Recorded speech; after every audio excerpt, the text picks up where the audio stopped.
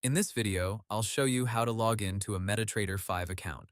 First, make sure you already have your broker account details ready. MetaTrader 5 says you need three things to connect: your login or account number, your password, and the correct server from your broker.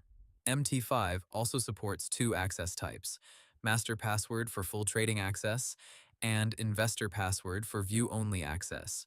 If you're using MetaTrader 5 on desktop, open the platform and click File, then Login to Trade Account.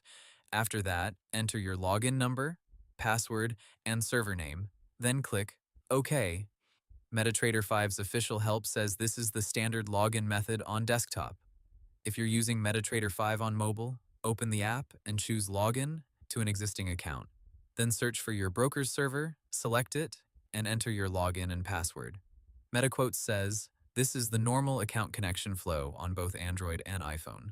One important thing to remember is that if your broker uses extended authentication, you may also need an extra security certificate in addition to your login and password.